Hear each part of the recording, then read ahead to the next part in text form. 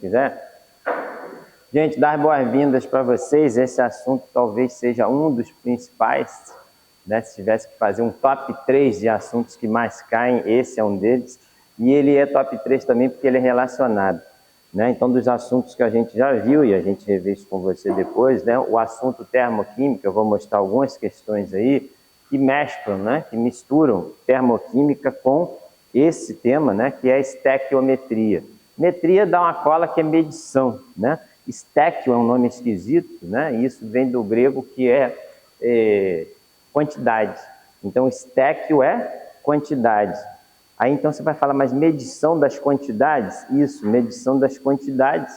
E a gente quer mostrar que quantidades seriam essas nos exercícios. Mas pense que, basicamente, são as quantidades de massa, as quantidades de número de mols, né? As quantidades de volume em litros, né? E também as quantidades de número de moléculas, né?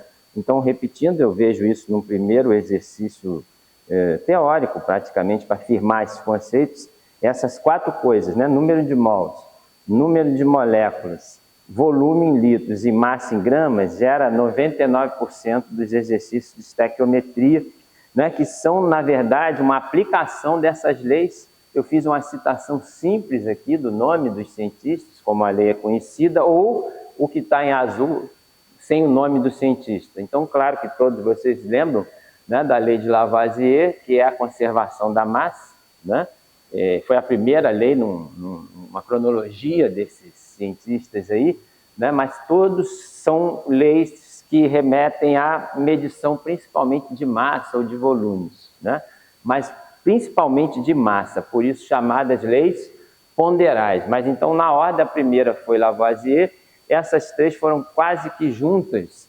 Esses 3 aqui, muito curioso, eu comento e depois na prática dos exercícios também, são 3 cientistas distintos que estudaram sem grupo de zap, sem conhecer um ou outro, numa época em que a comunicação era mínima, e eles praticamente descobriram a mesma coisa, e claro, depois um soube do publicado do outro e um aperfeiçoou o que já tinha sido publicado. Sendo objetivo, né? O Lavoisier é conservação da massa, o Proust é proporção fixa, isso fica no caderno para vocês, se tiver, nunca vi uma questão dessa, mas pode ter uma questão lá. Qual dos cientistas abaixo editou, falou ou enunciou a lei da proporção fixa? Enfim, é o Proust, né? O Dalton são múltiplos, simples, e esses 3 nomes em sequência é a lei dos equivalentes proporcionais. Repito para vocês, esses nomes explicitamente, seja bem-vindo aí, tudo bem? Esses nomes explicitamente não estão no edital, né? Então, por isso que, estou falando também de um histórico de 20, 25 anos anteriores, a Petrobras nunca explicitamente cobrou enunciado dessas leis. Eu, claro, envio para vocês por via das dúvidas, mas não faz sentido fazermos exercícios do enunciado, não vejo isso, tá?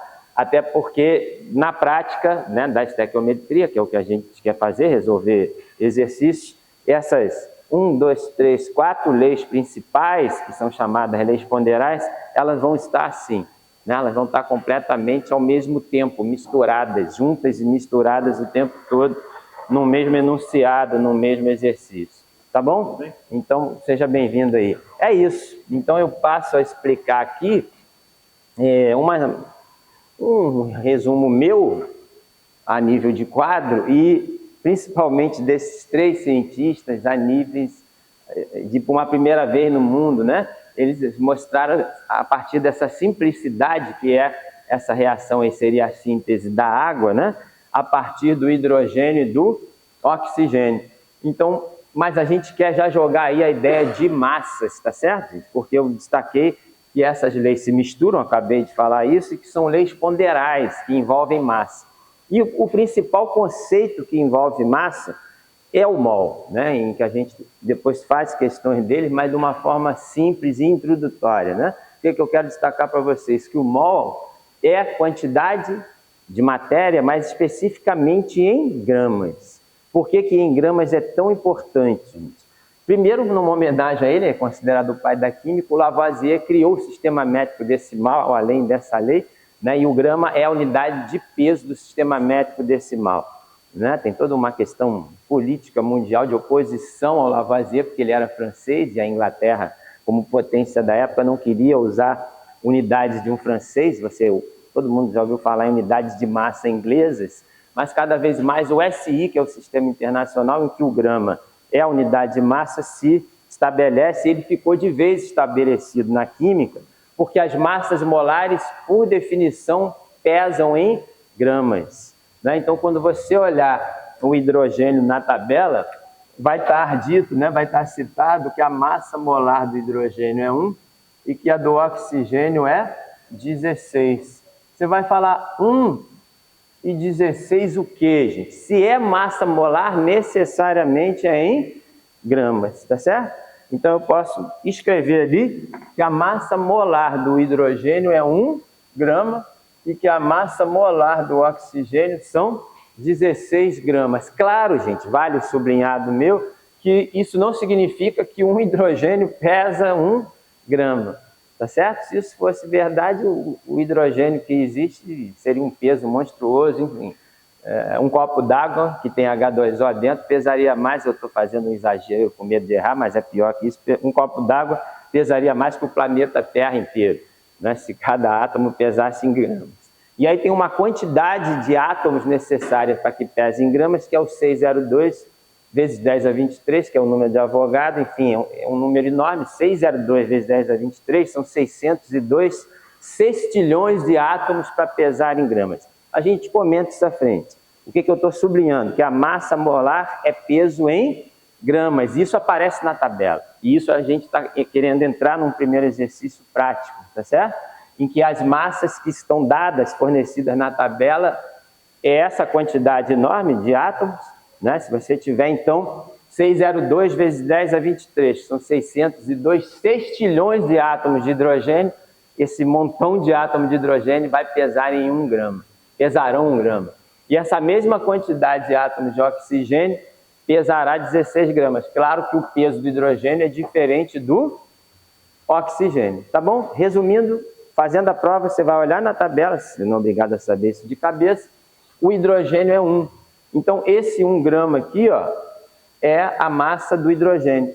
Mas nessa equação, né, e a equação está em preto, os números em azul aqui são simplesmente o balanceamento.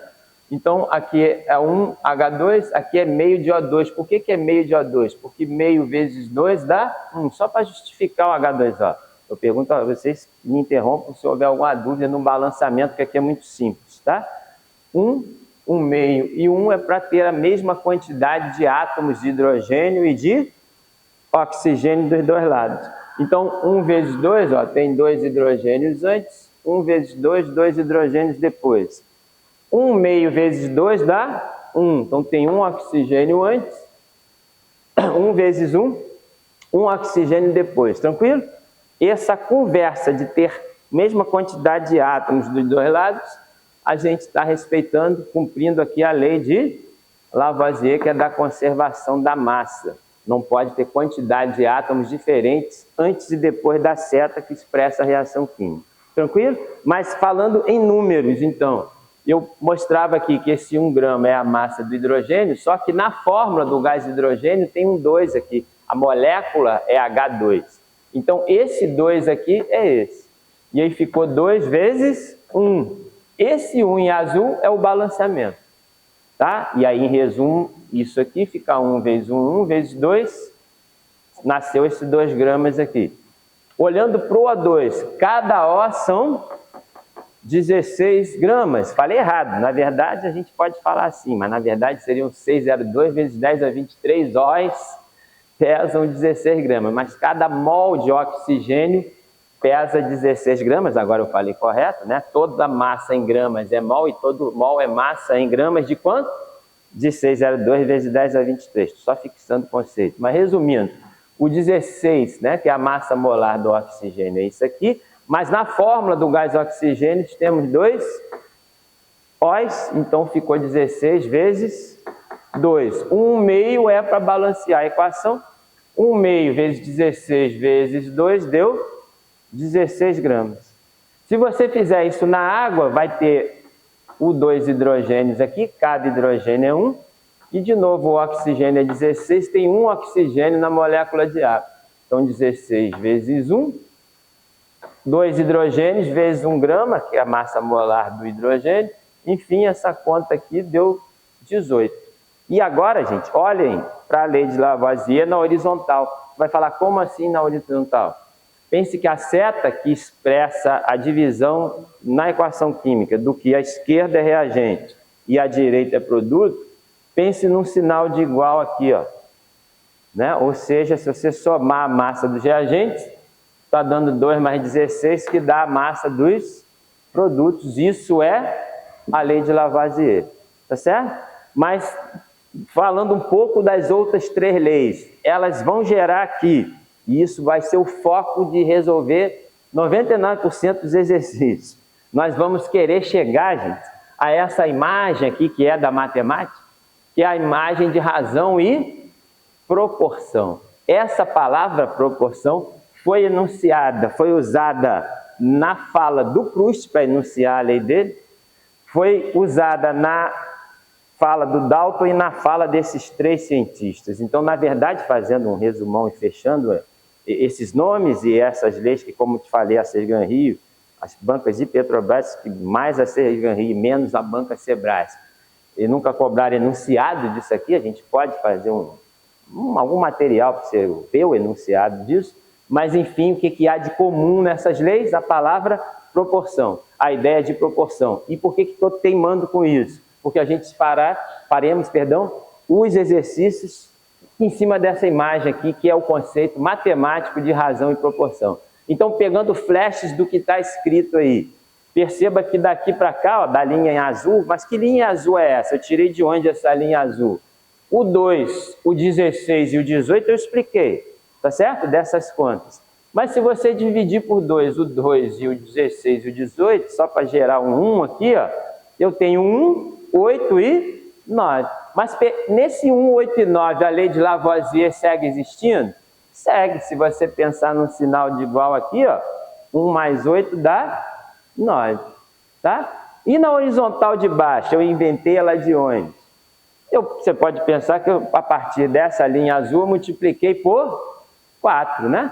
Então, aqui ficou 4, aqui ficou 32, aqui ficou 36. Eu pergunto a vocês no visual, aqui na horizontal, segue valendo que a massa dos reagentes é igual a dos produtos? Você está vendo o Lavoisier aqui? Sim, é só pensar no sinal de igual aqui, e você pode pensar no sinal de igual embaixo, e perceba que sempre a soma à esquerda do sinal de igual está dando a soma à direita do sinal de igual, e estou referendando que isso é a lei de Lavoisier. Mas qualquer proporção, e eis, enfim, a gente chegando, estamos prontos, enfim, para um exercício. Qualquer proporção que a gente invente aqui, ó, e é legal o retângulo, eu vou usar isso resolvendo exercícios com vocês, você vai falar, que retângulo? No retângulo você inventa a proporção. Joga uma ideia de uma razão aqui, ó, e joga um sinal de igual. E isso aí vai estar em proporção. Tá certo? 6 vezes 32 vai dar 4 vezes 48. Tá? E você pode pegar isso em qualquer grupo que você forme um retângulo, inclusive com os produtos. Esse retângulo aqui vai estar em proporção também. Essa imagem desse retângulo gerando razão e proporção, como falei para os senhores, né? Vou usar na resolução de 99% dos exercícios todos que faremos hoje. A gente apela para isso, no sentido de simplificar e criar também um padrão de resolução de questão de estequiometria. Tá certo? É isso que eu passo a querer mostrar na prática de um primeiro exercício. Vou só trocar essa reação da água por uma segunda reação com a síntese da amônia, mas querendo de novo exercitar essa ideia de razões e proporções e mostrando na reação da amônia alguns detalhes de quê? Das quantidades. Eu falei que a gente vai querer ver quantidades de quê? De número de mols, de número de moléculas, de volume em litros e de massa em gramas. Não percam o próximo capítulo. Vou dar uma andadinha para lá e mostrar para vocês.